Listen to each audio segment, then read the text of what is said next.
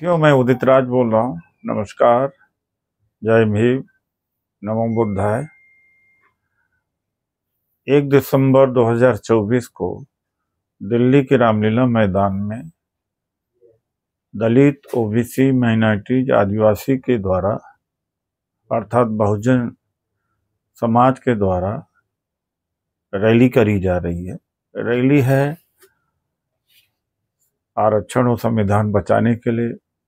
50% की जो सीमा है आरक्षण की, वो हटनी चाहिए और ईवीएम हटना चाहिए। और वक्फ बोर्ड जो खत्म करना चाह रही है बीजेपी की सरकार, वो नामंजूर है, क्योंकि अल्पसंख्यक का वो सहारा है एक। और जब बहुजन हम कर रहे हैं वो, तो सबकी बातों को लेकर के चलना पड़ेगा। और ओबीसी का जनगणना बहुत जरूरी है। और वर्तमान में मुस्लिम समाज का वक्फ बोर्ड का मुद्दा उठाना भी बहुत जरूरी है। अब जो हमारी वीडियो को देखेंगे या हमारी सूचना जिनको मिलती है, कई तरह के लोग होंगे। कुछ लोग तो ऐसे होंगे, अरे ये उदित राज है, अपनी नेतागिरी चमका रहा होगा। कुछ लोग यह भी कहेंगे, अरे तो भाजपा में चला गया। कुछ लोग कहेंगे ये कांग्रेस की चमचागिरी कर रहा है। ये सब लोग, हमारे समाज के लोग भिन्न भिन्न ओपिनियन रखते हैं। खैर, जो कोई कहता है ये उसका अधिकार है, उसका सोचने का तरीका है। लेकिन मुद्दे से दुश्मनी तो नहीं। हम ना वोट मांग रहे ना नोट मांग रहे। अब हमारे लोग जो रैली कर रहे हैं वो तो यही कह रहे हैं कि दिल्ली ही एक ऐसी जगह है जहां अगर लाखों लोग इकट्ठा हो जाए संविधान आरक्षण बचाने के ऊपर, और जाति जनगणना हो, निजीकरण के ऊपर रोक लगे, उच्च न्यायपालिका में आरक्षण हो, और अल्पसंख्यक के साथ जो अत्याचार हो रहा है उस पर रुके, और वक्फ बोर्ड जो छीनने का प्रयास किया जा रहा है वो नहीं किया जाना चाहिए। इससे तो किसी को एतराज नहीं होना चाहिए। अगर इससे एतराज हो तो फिर मैं नहीं कह सकता। अब जो सबसे मुश्किल का सवाल है कि जो लोग आज इतने लोग हो गए हैं कि जागृत लोगों की कमी नहीं रह गई। बहुत लोग जागृत हो गए और बहुत लोगों ने संगठन बना रखा। अब हर आदमी ये कहता है और सोचता भी है, मैं अपने हिसाब से कर रहा हूं, वो गलत कर रहा। जब भी कोई संगठन बनता है, छोटा हो या बड़ा हो, वो जरूर उसके पीछे एक सोच होती है कि दूसरे बेहतर नहीं है, इसलिए हमारा द्वारा संगठन चलाना ये बहुत जरूरी है। इसीलिए संगठन की कल्पना होती है। तो मैं उन लोगों से कहना चाहूंगा कि आत्मचिंतन करें। हमने देखा जिनके पास 4 लोग हैं वो भी संगठन चला रहे हैं। उम्र भी 10 साल की हो गई, 20 साल 25 साल हो गई। अगर सामने से कह दिया जाए तो बड़ा तकलीफ होगा। अगर कोई ये कह दे, अरे भाई इतना दिन हो गया, 20 साल 25 साल से क्या कर पाए, तो अब वो बहुत बुरा मान जाएगा, कहेगा कि हम किसी से कम कर रहे हैं। एक तो परिस्थिति है।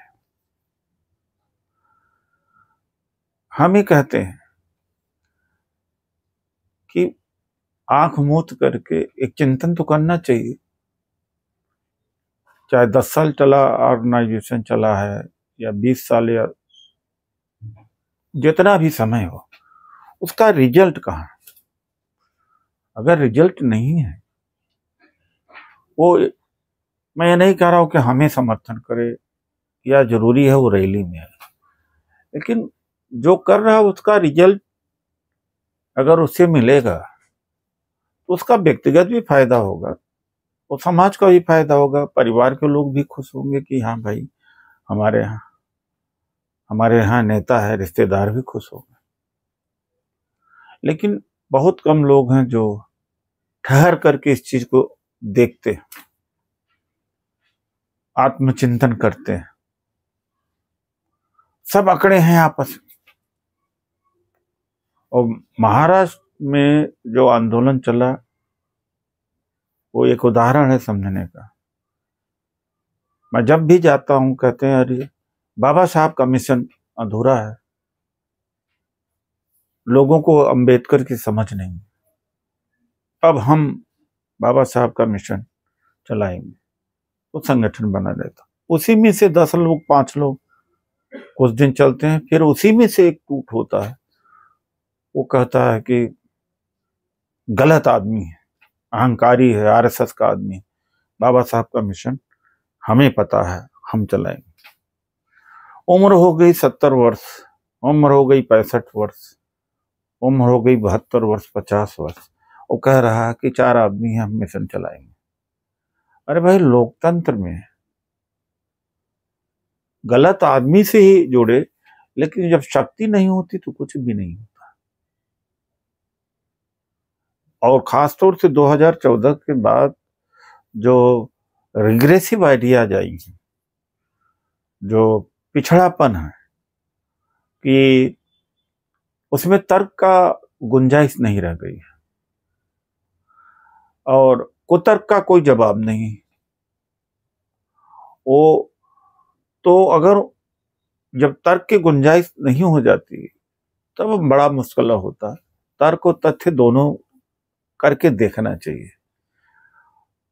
अपना घर भी छोड़ा, समय भी दिया, सब कुछ दिया।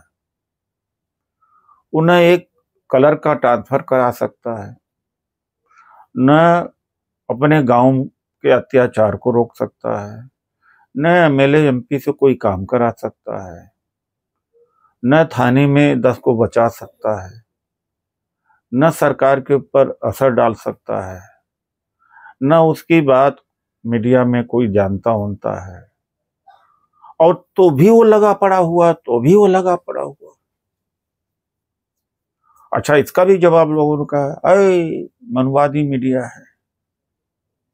तो मनुवादी मीडिया है तो अब तो सोशल मीडिया आ गए, इस पर क्रांति कर लीजिए। तो जिसके पास जनता नहीं है, ये समझ लीजिए कुतर्क का दौर है इस समय, वैज्ञानिक सोच का दौर नहीं है। उसकी कोई मतलब नहीं है, उसकी सक्रियता का कोई मतलब नहीं। एक हमारे पास रुपए की ताकत नहीं है कि हम कुछ करा ले, राजनीतिक सत्ता नहीं है कि हम कुछ करा ले, मीडिया की ताकत नहीं, न्यायपालिका की ताकत नहीं है। तो एक ताकत बचती है, भीड़ की ताकत। भीड़ की ताकत को किसानों ने दिखाया, अपना काम करा ले गए। तो भीड़ के अलावा और कोई है? अब विचार, मैं कई जगह देखता हूं, गोष्ठी होती है, सेमिनार होता है, जानते सब कुछ है, लेकिन एक आदमी आके भाषण देता है, दूसरे को देख रहा, जो सुनने वाला है उसको भी पता है कि शोषण हो रहा, अत्याचार हो रहा, आरक्षण खत्म हो रहा है और अत्याचार बढ़ा, उसको भी पता है जो भाषण दे रहा है, और जिसको दे रहा भाषण उनको भी पता, दोनों को पता है। तो कई बार ऐसा लगता है कि सिर पीटना पड़ता कि भैया हो क्या रहा है। तो मैं तो कई मीटिंगों में जाता हूं, अभी लखनऊ में मीटिंग थी, तो मैंने कहा भाई मैं आप लोगों से ज्यादा जानता नहीं, जो जानकारी जो पब्लिक आती है, श्रोता आता, उतनी जानकारी मुझे भी है कि नौकरियां खत्म हुई हैं 10 साल, लेटरल एंट्री से जो आईएएस बने, आरक्षण नहीं। इतना हमें मालूम है कि रेलवे का हुआ, चाहे पोर्ट का हुआ, या एफसीआई का, या बैंक का हुआ, या कृषि विभाग का, निजीकरण बहुत तेजी से हो गया। और यूनिवर्सिटी कॉलेजेस में आरएसएस माइंडेड के लोगों की ही नियुक्ति हो रही है। शिक्षा इतनी महंगी कर दिया, मात्र 48 यूनिवर्सिटी जो सेंट्रल गवर्नमेंट की, बाकी 1000 से ज्यादा यूनिवर्सिटीज हैं, वहाँ SC ST OBC के बच्चे पढ़ ही नहीं सकते। तो ये परिस्थिति अब बदल गई है। अब ये सारी जब परिस्थितियां बदल गई हैं ऐसे में, तो एक भीड़ की ही ताकत है जो सरकार को दबाव बना सकती है। मैं अपने साथियों से कहता हूं कि जहां भी भीड़ हो, भीड़ का मतलब ताकत, और ताकत कहाँ दिखाई जा सकती है? सबसे अच्छा बेहतर है, क्योंकि देखिए लड़ाई हर जगह कामयाब नहीं होती है। उड़ीसा के अगर कानाहारी में लाख लोग जमा हो जाएं और यहाँ जंतर मंतर पर 10,000 लोग जमा हो जाएं तो सरकार हिल जाएगी। यहाँ पर राष्ट्रीय प्रेस है, प्राइम मिनिस्टर रहते हैं, कैबिनेट में पूरा है, यहाँ पर सुप्रीम कोर्ट है यहाँ पर, और विपक्ष है, सारे नेता हैं, बुद्धिजीवी हैं। इम्पैक्ट यहीं का आता। इसीलिए किसान जो पंजाब में बैठे हुए थे तो उठ करके हाँ तो उनकी बात सुनी। तो हम सब लोग जानते बराबर है। मैं तो कईयों को कहता भाई जितना आप जानते हो उतना हम भी जानते हैं, सच्चाई भी है। जागृत लोगों की कमी नहीं है, इकट्ठा करने की कमी। अच्छा, दूसरी बात है कि आदमी खिसियाता है तो जाति का सहारा ले लेता है, सफल नहीं हो पाता तो जाति का सहारा, कमजोर होने लगता है तो जाति का सहारा ले लेता, उपजाति का सहारा लेता। मैं 4 जनवरी 2004 4 नवंबर 2001 को बौद्ध बना। नाम मेरा रामराज हुआ करता था। हमने कहा कि सारा कुछ सौंप देते हैं, जहां पैदा हुआ था जिस संस्कार में, उनको सब हवाले करके नया संस्कार, नई सोच, नए नाम के साथ अब जिएंगे, जो बाबा साहब ने कहा था। तो बौद्ध बन गए, नाम भी बदल दिया, और परिसंघ 1997 से चला रहे हैं। मुझे नहीं मालूम कि कौन किस जाति का है, लेकिन दुर्भाग्य इस बात का है कि मैंने तो जाति छोड़ दी, लेकिन लोगों ने जाति पीछे लगा रखा है। मेरी जाति खोजते रहते हैं। मेरी कौन सी जाति है भाई? मेरी कोई जाति नहीं, कोई जाति नहीं। और खुद तो करें जातिवाद, और फिर भाषण दें, गला फाड़ फाड़ के कहें कि सवर्णों ने अत्याचार किया, मनुवादियों से लड़ना है, बहुजन बनना है। कौन सी नैतिकता है भाई? मेरे संगठन के अंदर देख लो, या हम लोगों के संगठन, इसलिए जो दलित, OBC, माइनॉरिटी, आदिवासी परिसंघ बनाया, इस सोच के साथ कि आखिर में ये जो जातिवाद है और जो टुकड़ों में बंटने का है, ये दो चीजों का है, इसका इलाज कैसे किया जाए, इसका हल कैसे खोजा जाए। तो हमने कहा कि परिसंघ, जो दलित, OBC, माइनॉरिटी, आदिवासी का परिसंघ है, ये छुपा करके नहीं, दिखा करके, कि चाहे वो राष्ट्रीय स्तर का पदाधिकारी हो चाहे प्रदेश स्तर का है, उसकी जाति भी दिखाई जाएगी। जाति तो हम तोड़ पाए नहीं, सब लोग करते हैं जाति के अंदर शादी। 1% आदमी नहीं है, लोग नहीं है दलित समाज के जो अंतरराष्ट्रीय शादी कर रहे हैं। तो भैया सच्चाई तो है कि जाति को हम तोड़ नहीं पाए, बाबा साहब को हमने फेल किया। बाबा साहब चाहते थे जाति विहीन समाज, फिर से कह रहा हूँ, जाति विहीन समाज। जो अपने आप को अम्बेडकरवादी कहते हैं वो देख लें, अपने को देख लेंगे कितना जातिवादी विहीन समाज बनाए। क्या गैर जाति में शादी कर रहे हैं या दूसरी जाति में शादी कर रहे हैं? तो इसका हल निकाला जाए कि सभी जातियों का, सभी धर्मों का बराबर, डोमा, दलित, OBC, माइनॉरिटी, आदिवासी, इसको हम डोमा के नाम से, पहले SC ST परिसंघ था, सबको भागीदारी देते ताकि वो जो उपजातिवाद है और जो बंटवारा है वो कम हो जाए और हर संगठन में मजबूर किया जाए। वरना होता कि जो संगठन बनाता है, जो नेता होता है, उसी के लोग होते हैं, उसी की जाति होती है। नाम रख देंगे बहुजन, नाम रख देंगे अंबेडकर, नाम रख देंगे SC ST, नाम रख देंगे पिछड़ा वर्ग, लेकिन अंदर उसका प्रतिक्रिया होती है। कहेंगे अरे भाई ये तो चमारों का ही संगठन है, अरे पाची का है ये, अरे खटिक का ही है, ये तो यादों का है। वो चीज खत्म करना पड़ेगा, तभी बहुजन समाज बन पाएगा। इसलिए डोमा का इस तरह से नया इसका जीर्णोद्धार हुआ है, कहा तरह से नई शुरुआत हमने करी है। तो इसका जवाब तो हमने इस तरह से दिया। दूसरी बात है जो अहंकार है, अरे उदित राज की रैली में क्यों जाएंगे, परिसंघ के जाएंगे, मेरा भी संगठन। तो मेरा कुछ नहीं, ये सबका है। ये जो डोमा परिसंघ है ये संगठनों का संगठन। अरे भाई उस दिन मंच आ जाइए, मुद्दे पर आ जाइए, बाद में मत आना, मत जुड़ना, मुझे मत नेता मानो, लेकिन मुद्दे को तो मानो। मैं नहीं कह रहा हूं मुझे नेता मानो, मुझे मत वोट दो, नोट भी मत दो, हाथ पैर जोड़ के कहीं और से साधन लाया करके टेंट फेंट सब कर लेते हैं। जो देना होगा दे देता हूँ, इसी लोग देते होते तो है। ड्रामा नाटक करें तो मिलता है, सच्चाई से बड़ा मुश्किल है। और ब्राह्मणों को भगा देना है, उनको तो मिल जाता है, और सत्ता में आ जाएंगे। भाई मैं बात कहूंगा तो बिल्कुल यथार्थता की बात कर, भगा देंगे। हम ही को भगा दिया, सरकारी विभाग से भगा दिया, न्यायपालिका से भगा दिया, जमीन से भगा दिया, मार्केट में नहीं, हम लोग इंडस्ट्री में नहीं है। अब ये जो इंटेलिजेंस, आर्टिफिशियल इंटेलिजेंस है, कंप्यूटर में नहीं है, सॉफ्टवेयर में नहीं, कहाँ है? बिल्डर नहीं है, कंट्रक्टर नहीं है, कहाँ है?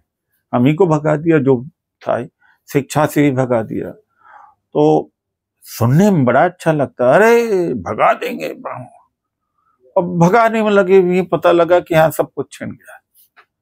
तो भैया भगाते रहो, लेकिन 1 दिसंबर को रामलीला मैदान में रैली में आ जाओगे तो दबाव जरूर बनेगा। इतना मैं कह सकता हूँ, हमने जो भी लड़ाई लड़ी है उसका रिजल्ट हमने लिया है। जितना मतलब ताकत मिली है उसका रिजल्ट देने का काम किया है। नहीं कि हम सावधान रैली कर रहे हैं, हम उसको भगा देंगे, मनवादियों को दुरुस्त कर देंगे। भैया मैं ये नहीं, जो समाज को ठगना नहीं चाहिए। ये भावनात्मक भाषा मैं नहीं बोलता हूँ, ना भावनात्मक भाषा चाहिए। 3 संवैधानिक संशोधन कराया हमने, आरक्षण बचाया है। तो जो लोग जो व्यक्तिवादी हैं, जिनके छोटे छोटे संगठन हैं, बड़े संगठन से ही, वो भैया आ तो जाओ, इसमें मेरा अपना क्या है? मत मानना, तुम मां करके रैली में चले जाओ, मुझसे मत जुड़ना, लेकिन समाज के लिए तो कर लो। तो मेरा यही कहना है कि जिस तरह से बहुजन कहते हैं, बहुजन में बंटवारा है। जिस तरह से कहते हैं संघ में, भगवान बुद्ध ने कहा था संघम शरणम गच्छामि, संघ में रहना, जो बाबा साहब ने कहा संगठित हो, उसके विपरीत ही काम हुआ। बाबा साहब ने कहा जाति तोड़ो, जाति के विपरीत ही काम हुआ। तो और एक बात और है, जो हमारे कर्मचारी अधिकारी हैं, हमारे नेता भी हैं, हजारों नेता हैं, उनको देखिए आर्थिक सहयोग के बगैर नहीं चलता। लेकिन हर आदमी एक दूसरे की शिकायत करेगा, लोग चंदा नहीं देते। वो आदमी खुद का अपना चंदा दिया उसने। अरे हम अपने चमड़े से जूता भी बनवा दें, लहू भी दे दे, तो हम कर्ज नहीं अदा कर पाएंगे। जो लोग सोचते हैं कि अपनी मेरिट से आए, मैं तो नहीं कहता अपनी मेरिट से आए, हम अवसर से आए हैं। संविधान न होता, आरक्षण न होता, तो नाली की सफाई करता रहता। हजारों वर्ष से तो क्यों नहीं टैलेंट था। तो भैया कुछ ब्यूरोक्रेट्स ऐसे होते हैं, दिमाग खराब हो जाता है कुछ करना चाहेगा। हम पढ़ने में बड़े ठीक थे, ये तो पढ़ने में गधा था। लेकिन आपको भी मौका तभी मिला जब अवसर मिला, आरक्षण मिला, ये भी आप समझ लीजिए। तो कुछ एक अंश तो देना चाहिए समाज को। तो आइए 1 दिसंबर को रामलीला मैदान की रैली में मैं फिर से कह देता हूं कि हमारे क्या मुद्दे हैं। मुद्दे हैं संविधान आरक्षण बचाने का, उच्च न्यायपालिका में आरक्षण हो, वक्फ बोर्ड बचे, ईवीएम से चुनाव नहीं होना चाहिए, जाति जनगणना बहुत जरूरी है। ओबीसी से मैं कहूँगा कि भाई आपका हर कदम पर विरोध हुआ। जब मंडल कमीशन लागू हुआ तो कमंडल यात्रा किसने किया? मंडल का विरोध किसने किया? किस पार्टी ने किया? 2006 में हायर एजुकेशन में रिजर्वेशन मिला वो अपर कास्ट ओबीसी को, किसने विरोध किया? किसने दिया? तो भाई ऐसा है कि आपकी महानता, आपका संघर्ष, आपका विद्वता सबकी अपनी जगह है, अपने जगह सबका संगठन है। मुझे कुछ नहीं चाहिए, मुझे नेता न मानिए, मुझसे आपको नमस्कार भी मत करिए। और लेकिन 1 दिसंबर को रामलीला मैदान में रैली आकर के कम से कम समाज की कुछ सेवा तो कर दीजिए। और मैं फिर से कह रहा हूं कि बिना भीड़ के, बिना जनता की ताकत के हम कुछ भी नहीं कर सकते। गली मोहल्ले और देश के कोने कोने चाहे हजारों हजार मीटिंग कर दें, छोटी बड़ी जागृति के नाम से, कैडर कैंप के नाम से, ट्रेनिंग से, उसका कोई फर्क नहीं पड़ेगा जब तक दिल्ली में आप अपनी ताकत न दिखाएं। तो दिल्ली में आप अपनी ताकत दिखाएं। और 1 दिसंबर को रामलीला मैदान में मैं इन्हीं शब्दों के साथ अपनी बात को विराम देता हूं। आप सबका मंगल हो। और एक अपील है कि सोचना, जो हमने कहा आपको सोचना, और सोचना सबका फर्ज होता है। हम सब लोग परफेक्ट नहीं हैं, मैं भी पूर्ण नहीं हूं, मैं भी गलतियां करता हूं। 1 दिसंबर को जरूर आना। ये मेरा नहीं है, किसी एक का नहीं है, ये बहुजन समाज का है। धन्यवाद।